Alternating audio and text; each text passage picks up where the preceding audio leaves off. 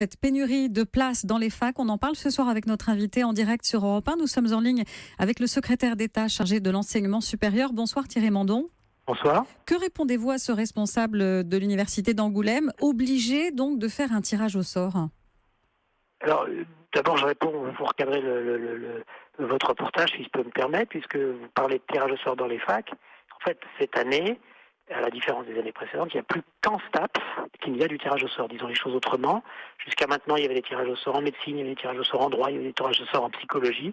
Nous avons réussi, en augmentant les places, enfin je ne rentre pas dans le détail, à supprimer les trois quarts des tirages au sort. Il ne reste plus que les STAPS. Les STAPS, c'est un problème particulier, car comme c'est des activités physiques et sportives, les taux d'encadrement des élèves, disons les choses autrement, les activités physiques nécessitent des groupes tout petits avec des professeurs, donc les capacités d'accueil sont forcément limitées.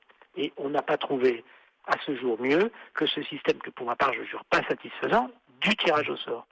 Mais sur les STAPS, le problème c'est qu'il y a beaucoup de demandes, et surtout si on compare les demandes sur ces places-là aux débouchés offerts par cette filière, beaucoup de demandes qui mènent à des études dont les débouchés restent encore insuffisants. Donc, il faut travailler plutôt sur l'orientation pour accueillir des publics très motivés, des publics dans qui ont des chances de réussite, et surtout pour valoriser d'autres filières qui offrent des débouchés professionnels, parfois au moins aussi importants, sinon plus. Mais Thierry Mandon, est-ce que la solution ne serait pas de faire de la sélection? S'il n'y a pas de place pour tout le monde, pourquoi est-ce qu'on ne prend pas les meilleurs?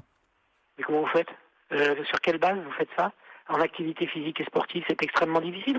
Dans cette filière, vous avez des matières, attendez, si je peux me permettre, vous avez des matières qui n'ont jamais été enseignées au lycée.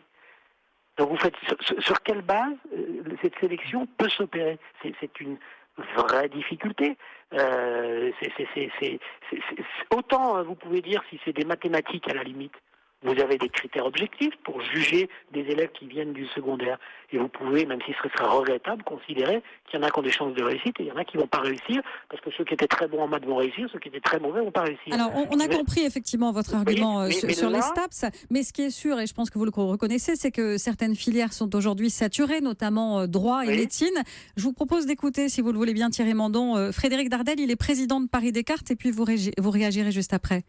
Les amphis sont très pleins. Il y a une partie des cours qui sont retransmis en vidéo parce que moi j'ai 2400 étudiants inscrits en première année. Donc c'est une logistique considérable. Les cours s'étendent de 8h du matin à 8h du soir avec les salles étant occupées en permanence sans pause pour l'heure du déjeuner. Donc je ne sais plus accueillir plus d'étudiants dans mes locaux sans mettre en péril la sécurité des personnes. Et en tant que président de l'université, je m'inquiète de ce qui va se passer dans un an ou deux quand le nombre d'étudiants va beaucoup augmenter avec le baby-boom de l'an 2000. Thierry Mandon, secrétaire d'État à l'enseignement supérieur, vous êtes toujours en direct avec nous sur Europe 1. On vient d'entendre les présidents d'université estiment qu'on a atteint les limites du système en quelque sorte. Mais attendez, là aussi, il faut pas globaliser, il faut prendre discipline par discipline. La médecine, c'est un cas différent des STAPS. Les STAPS, je résume, beaucoup de demandes sur une filière avec des débouchés limités. La médecine, c'est différent. Énormément de demandes en première année et un concours en fin de première année qui est extrêmement difficile puisque c'est de l'ordre de 1 sur 10 ceux qui passent en deuxième année. Donc nous sommes en train d'expérimenter dans une université, plusieurs en France, je pense notamment à une à Angers, un système différent de gestion des études de médecine qui ferait qu'on n'aurait pas cette contradiction entre un recrutement très large et une sélection très dure en fin de première année. En gros, on recruterait sur des troncs communs et on aurait des systèmes d'orientation progressive à la fin de la première année. Donc il faut traiter chaque filière, entre guillemets, très demandée, il y en a 4 principalement, le droit, la médecine, la psycho et le STAPS, comme autant de cas particuliers. Mais l'idée de dire on sélectionne à l'entrée en université, il y a des gens qui disent ça. C'est, à mon sens, 2 fois ce qu'il ne faut pas faire.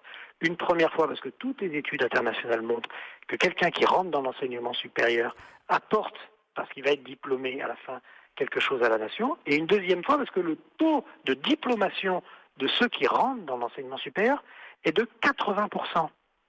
Vous voyez, il y a 80% de ceux qui rentrent dans l'enseignement supérieur qui finiront avec un diplôme. Si vous amputez à l'entrée, si vous sélectionnez à l'entrée, vous empêchez un certain nombre de jeunes d'accéder au diplôme. Et donc, notre système, il doit être plus financé, raison pour laquelle je me base sans arrêt sur le budget, je vais en avoir un bon en 2017, pour accueillir plus et surtout accueillir mieux. Merci beaucoup voilà, Thierry Mandon. Le défi de l'enseignement supérieur français. Merci Thierry Mandon, secrétaire d'État chargé de l'enseignement supérieur en direct sur Europe 1.